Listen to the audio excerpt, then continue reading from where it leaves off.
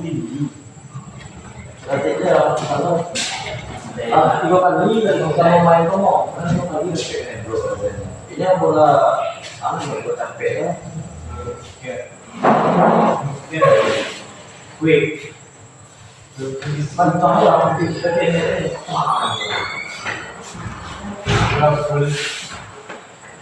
Kalau kita buat di bawah ini, padahal Saya dong kan, saya anak buat kan, pasang di kepala orang. Jadi kan misalnya ada, yang dicari dosen ada yang hubungan mana kayaknya, jadi sangat benar. Pak, kalau video dan saya, kalau guys, subscribe. Belum pak, video aja.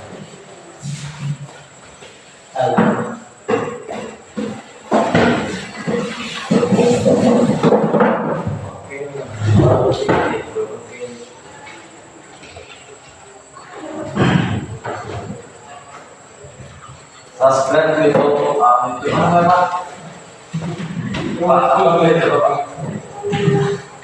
Baiklah, assalamualaikum warahmatullahi wabarakatuh. Waalaikumsalam. Sekarang kita ambil aksinya. Sekarang tanggal berapa? Kalau apa?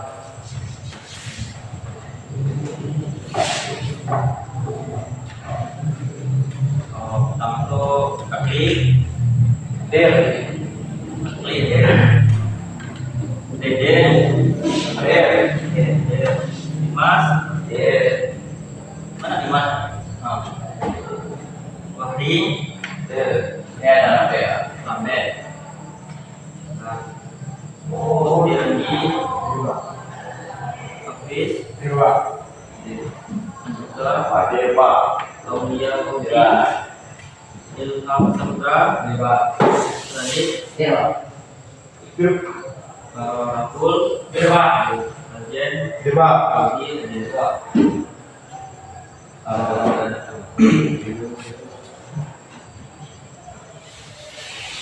mungkin kita akan mengulang materi minggu ke berapa ini?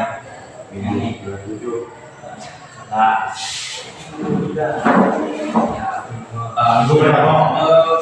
pada kedua, kan pertama tuh ada pengertiannya. Bisa dari adik yang bisa dilakukan nanti dari sistem perumahan itu apa?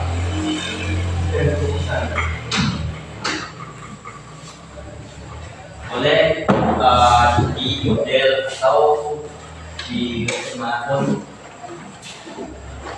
terkait sumber bagian dari sistem perumahan.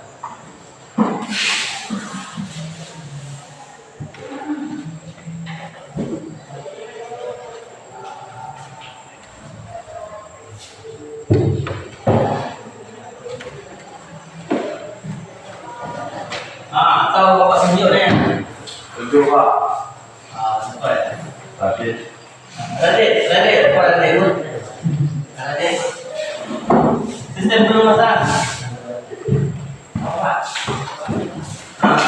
Dan terus sistem perumahan adalah bagian penting dalam teknik kendaraan yang berfungsi untuk mengurangi perbedaan antar komponen logam dan mendinginkan bagian mesin yang bergesekan, mencegah karat dan kausan, membersihkan kotoran, serta memastikan keawetan para performa mesin.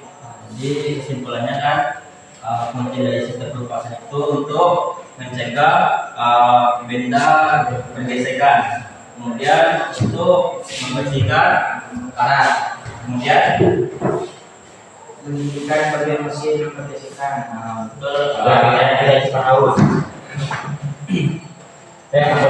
Bisa dikatakan kayak gini kan, sistem perumahan adalah sistem yang berfungsi untuk menyalurkan sistem oli ke saluran komponen yang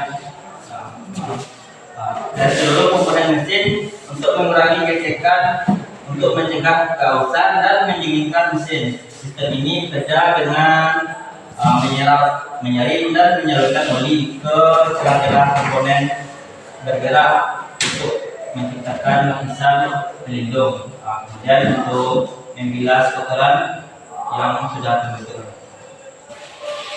Boleh kalian ini dicatat? Sudah Pak. Sudah. Sudah. Nah, kemudian kunci seperti yang dikatakan tadi, rambut, mengurangi gesekan dan magnet.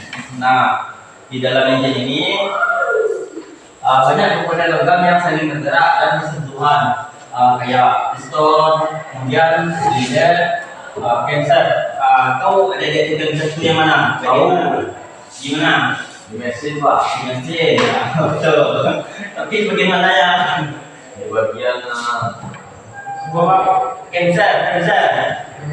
tapi sama Pistan Pak.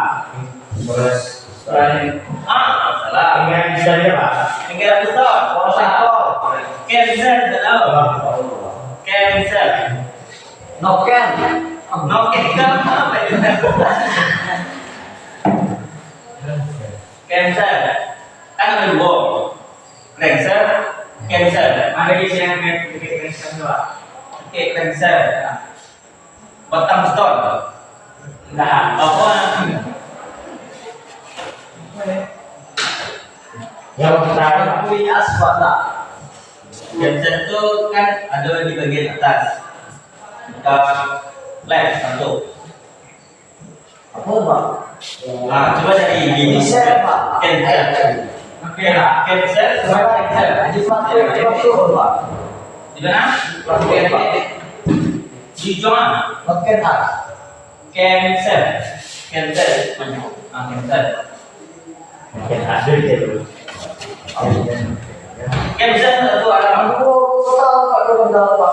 Iya. Noken Pak. Oke deh waktu. Iya. Berarti beda pasal suka Joko Riki. Kemudian ada program genset yang disebut tadi untuk pemutar piston kan. Kemudian beri apa tahu? Beri tahu. Karena Beri pistol Pak. beri untuk piston. Ya Pak. Kan ya Pak. Beri. Beri pistol Pak. Yang dari kapal dulu Pak. Kemudian jika misalnya itu tidak ada, gesekan tidak akan terjadi. Pengaruhnya itu sangat besar, akan menyebabkan mesin itu cepat panas. Kemudian kausan lebih cepat. Kemudian oli akan membentuk lapisan tipis di antara permukaan logam sehingga mengurangi kontak dan memperkecil gaya geser. Kemudian fungsi yang kedua itu untuk mendinginkan bagian mesin yang bergesekan. Maksudnya sistem pendingin air atau udara oli pelumasan ini juga akan membantu proses pendinginan mesin. Ketika oli itu mengalir, oli akan menyerap panas dari komponen yang bergesekan. Kemudian oli itu akan membawa panas tersebut ke bagian mesin lain. Kayak panas itu akan disamaratakan. Kemudian akan membuat mesin itu akan dingin.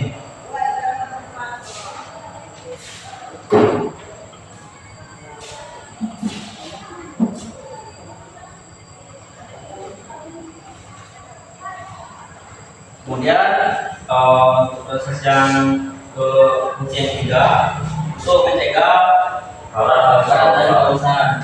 Nah, oli ini memiliki sifat untuk melindungi permukaan logam dari kelembapan udara dan air yang dapat menyebabkan karat.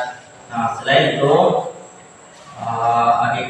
aditif dalam oli modern seperti anti-react agent dan corrosion inhibitor. Ya, tulisannya berfungsi untuk melapisi logam agar tidak cepat haus akibat gesekan atau reaksi kimia. Itulah fungsi dari sistem pelumasan. Kemudian untuk membersihkan kotoran, debu, serbuk logam melalui sirkulasi oli. Bisa saya baca ini, selama engine bekerja akan muncul kotoran seperti karbon sisa pembakaran, debu dari luar, dan serbuk logam akibat gesekan. Nah, oli ini yang akan bersirkulasi akan membawa kotoran ini menuju filter oli untuk disaring. Nah, akibatnya akan ada penumpukan kotoran di celah-celah komponen mesin yang dapat menyumbat dan merusak komponen pada engine.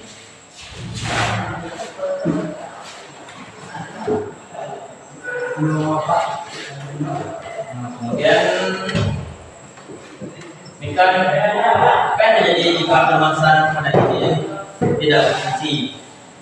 Ini ada beberapa macam. Pertama itu gesekan terlebih, kemudian gaus akibat dan gesekan hadap. Kemudian tidak ada pendinginan tambahan.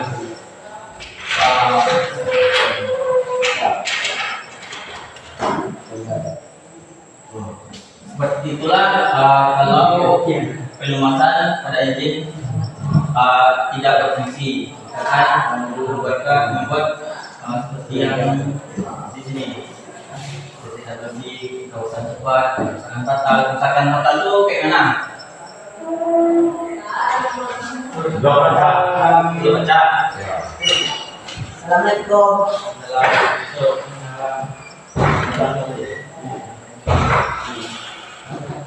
Terus engine bisa patah, meledak. Terus boleh, bukan? Izin kan? Izin kan? Kalau tidak ada permasalahan. Nah, ini alasan mengapa harus oli diganti secara berkala, seperti untuk menjaga kekentalan dan daya pelumasan, kemudian untuk menghilangkan kotoran dan sel logam, seperti yang Bapak jelaskan pada fungsi tadi. Kemudian untuk memperpanjang dari sebuah mesin, terus untuk mencegah kerusakan besar.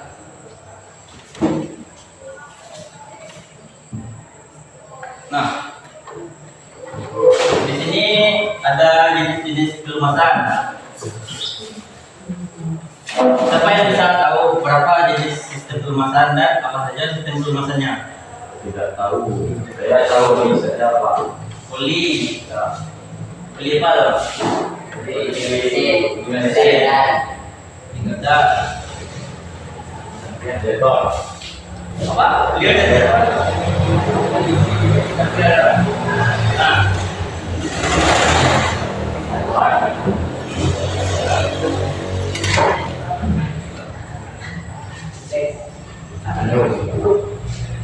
pertama tuh jenis sistem pelumasan itu ada pertama sistem pelumasan besar atau wet sound. Nah, ini adalah sistem pelumasan yang paling umum digunakan pada dalam bagian di sepeda motor, mobil penumpang dan kendaraan niaga lainnya. Ya,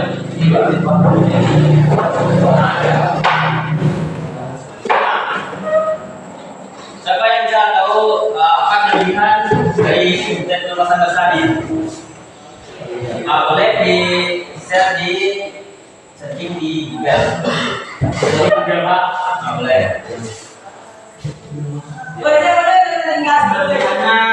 Rancangan sederhana dan murah. Lebih ringan dan mudah dirawat. Tidak cocok untuk kendaraan yang digunakan sehari-hari. Betul. Untuk cara kerjanya bagaimana nih? Dan pelumasan basahnya pada jalan. Cara kerjanya, oli disimpan di bak oli yang terletak di bagian bawah mesin. Pertama itu di bak oli. Pertama di oli mengisap oli dari bak oli dan disalurkan ke seluruh bagian mesin yang membutuhkan pelumasan. Oli ditumpah oleh oli dan disalurkan ke mesin yang membutuhkan pelumasan. Terus Setelah bersirkulasi, oli akan kembali turun ke bak oli dan siap untuk dibongkar ulang. Namun di sini ada kekurangannya. Bisa tahu kan, kayak ketika menanjak itu pasti ada kendalanya. Boleh jadi. Kemudian untuk sistem pelumasan kering.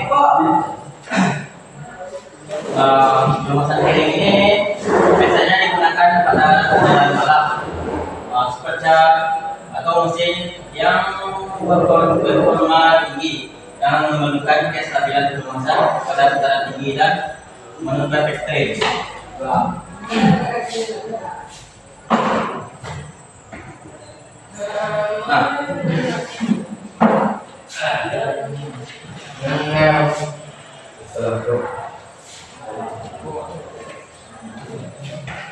Nah, di sini ada perbandingan dari sistem pelumasan basah dan sistem pelumasan kering.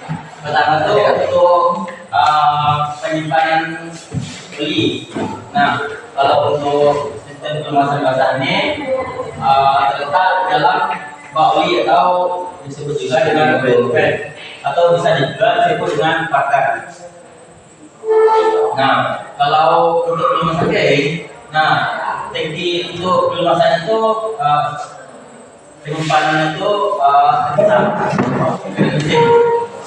Kemudian untuk aplikasi dari sistem pelumasan basah. Nah, ini biasanya digunakan untuk kendaraan harian.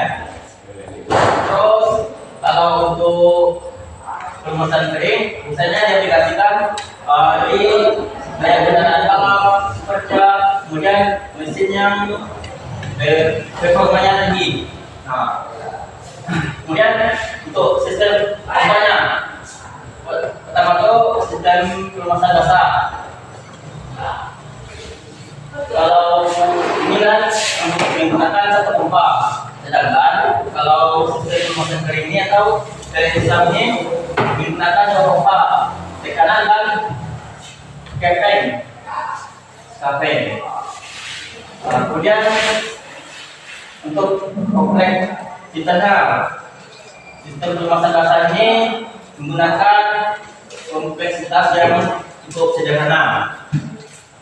Kemudian kalau untuk pelumasan kering ini kompleksitasnya itu cukup kompleks atau enggak. Terus untuk biaya dan perawatannya, pelumasan basah menggunakan murah dan mudah dirawat. Kemudian kalau untuk sistem pelumasan kering ini biaya dan perawatannya itu mahal dan perawatan itu sulit. Kemudian untuk aspek risiko untuk pelumasan basah ada di saat menikung tajam. Kalau pelumasan kering itu minim risiko.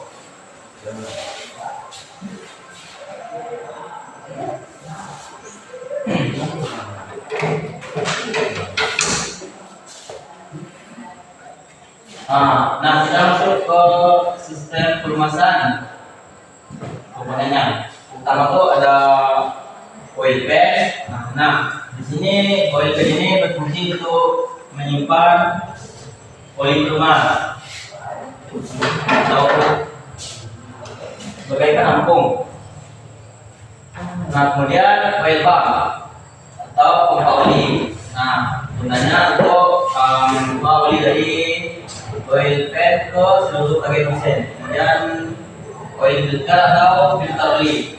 Nah, ini mereka itu menyaring kotoran dari oli. Nah, kemudian berikutnya berfungsi untuk menjaga tekanan oli tetap stabil. Kemudian ada oil bisek. Nah, dia berfungsi untuk menyalurkan oli ke seluruh komponen mesin. Kemudian oil clear untuk mendinginkan oli yang bersih. Ini untuk kendaraan terjun. Kemudian listrik untuk mengecek berapa level dari oli tersebut, apakah di level full, terus di bawahnya apa? Low kan? Low sama full. Kalau di menunjukkan di setengah di antara low dan full, gimana? Pas.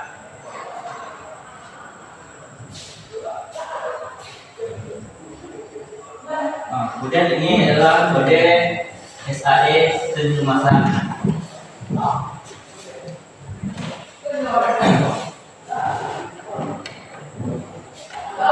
Nah, untuk kode SAE untuk 10W 30. Nah, praktikan dan penggunaannya itu lebih encer saat dingin. Nah, cocok untuk daerah dingin dan kendaraan baru. Kemudian 15W Apro. Nah, dia itu lebih kental, cocok untuk mesin diesel atau kendaraan dengan beban kerja tinggi. Dan 20W 50. Nah, dia itu sangat kental, panas. Terus cocok untuk mesin tua atau mesin diesel.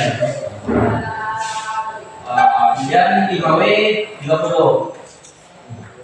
Karakteristiknya dan efisien. Nah, penggunanya banyak digunakan pada mobil model dengan teknologi injeksi dan turbo. Sampai di sini, Pak. Paham. Nah, kalau mau memilih oli dalam berdasarkan kendaraan dan clean, nah kita bisa lihat di sini. Kalau untuk mobil bensin yang pakai kargo, ini ya, rekomendasi oli ya.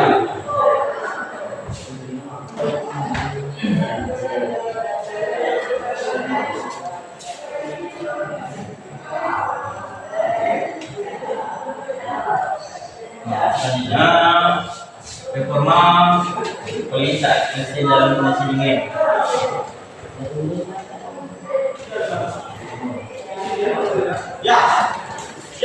Nah, untuk kode pertama itu 0W.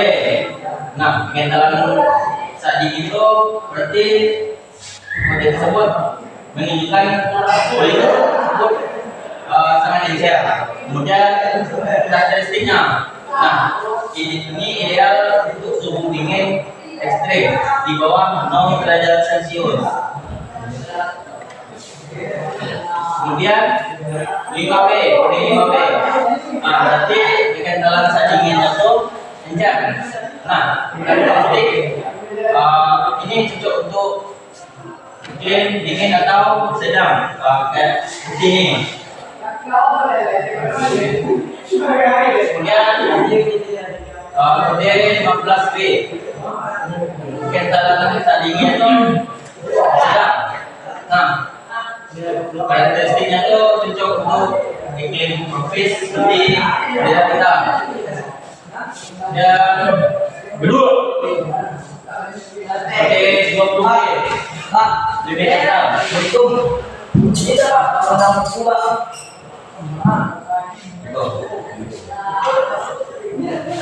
Nah, kode pertama itu, kode yang terakhir adalah 20W. Nah, kentalan biasa dingin itu lebih kental.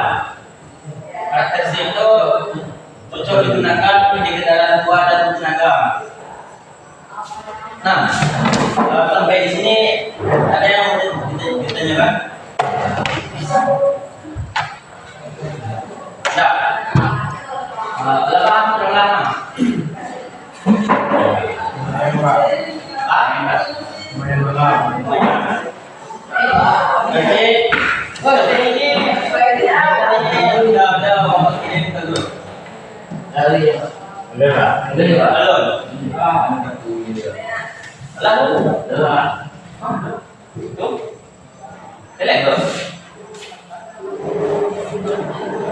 Nah, kalau Pak Giri melihat kok.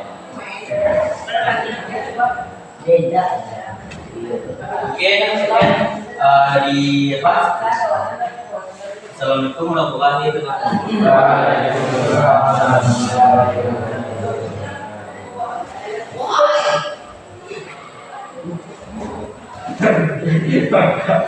Ama iya tuh dah.